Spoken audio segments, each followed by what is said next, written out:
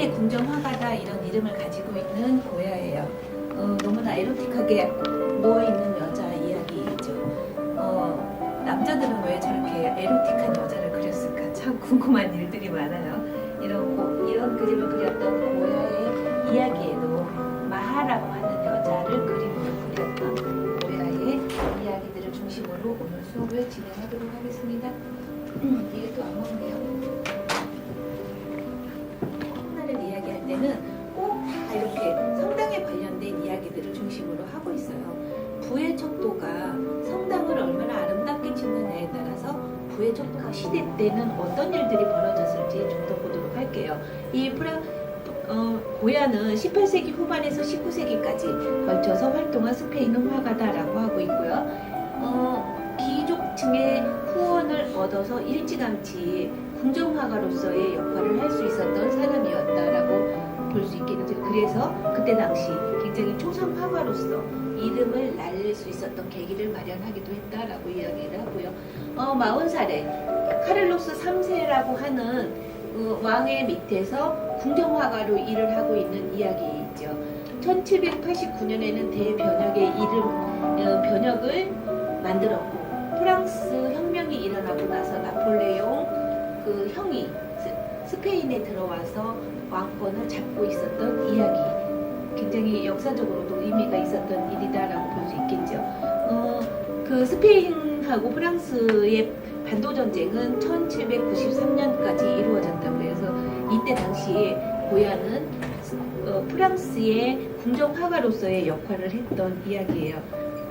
여기서도 보면 청력을 잃고 있는 이야기고, 마드리드로 돌아와서 피를 뽑아서 그림으로 표현했다는 거예요. 그래서 5월 3일 처형이 고야가 그린 그림 중에서도 가장 유명한 그림일 것이다 라고 이야기를 하고 있죠. 그 이후에 막스밀리안 처형이라든지 아니면 스페인의 피카소가 그린 게르니카라든지 굉장히 역사적으로 길이 남을 수 있는 작품을 그리도록 영감을 주었던 그림이 이 5월 3일의 처형이에요. 그런데 이 5월 3일의 처형은 프랑스 군인들이 들어왔을 때 너무나 무서워. 그런데 그 프랑스의 많은 사람들이 굉장히 프랑스 대혁명이 끝나고 나서 부르주아들이 생기면서 고발하는 차원으로 19세기에 마네라고 하는 사람도 그림을 그리잖아요. 이미 이때 이렇게 굉장히 프랑스의 문화가 스페인어로 넘어와서 타락해져 가고 있는 사람들의 이야기를 고발하는 차원에서 그렸던 것이 신고전주의의 기본적인 주장하는 이야기들이다라고 볼 수 있을 것 같아요. 그래서 이렇게 신고전주의의 내용이죠. 하고 있어요. 그래서 굉장히 억제된 회색이라든지 갈색, 녹색, 차분하고 그 사람의 지위의 상징을 이렇게 굉장히 높은 직임에도 불구하고 이런 그림으로 그렸을 것이다 라고 이야기를 하고 있고, 우리가 바로크 시대 때까지만 해도 성경의 이야기가 거의 그림 속에 많이 등장해요. 여기서도 보면 성가족이라고 하는 성서에 나오는 이야기를 중심으로 그린 그림이다. 이때 당시에 이런 그림들을 그렸던 궁정화가의 고야의 이야기다라고 볼 수 있겠죠.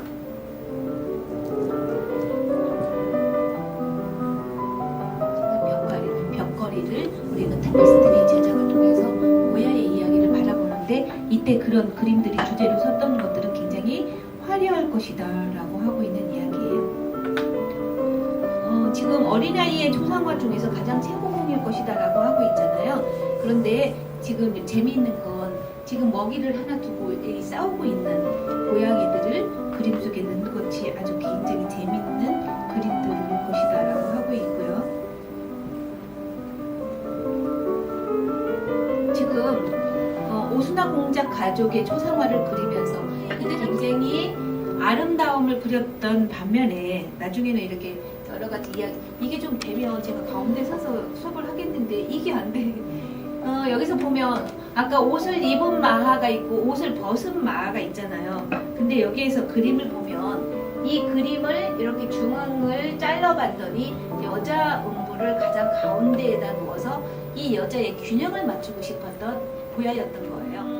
지금 그 페르디앙 기료마르데 이렇게 이야기를 했는데 그 아까 왜 어떤 여자와도 연문을 뿌려서 그 여자를 그림으로도 표현하고 그 여자 그림을 가지고 가서 루브르에 전시하게 했었잖아요. 여기에서도 보면 고야의 판화를 굉장히 좋아했다고 그래요. 그래서 프랑스로 가져가서 고야를 알리게 됐고 자유와 평등과 박애를 주장했던 사람이에요. 그리고 여기서 보면 프랑스를 장식하는 허리띠, 모자의 깃털 양식으로 봐서 프랑스인이었지만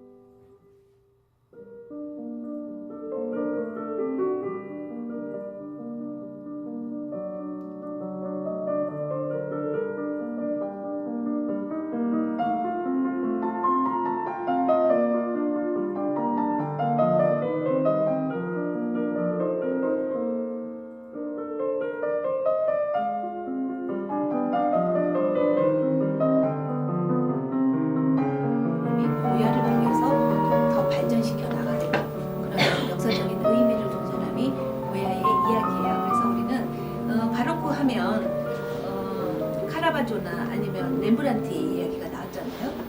그 이후에 아주 로코코를 대변하는 아주 화려한 그림을 그렸던 아까 이야기대로 굉장히 그 마하 같은 거 그릴 때 너무나 아름다운 이야기를 그림으로 표현하잖아요. 로코코 시절의 이야기고 그 이후에 낭만주의를 거쳐서 오늘날 초현실에게도 영향을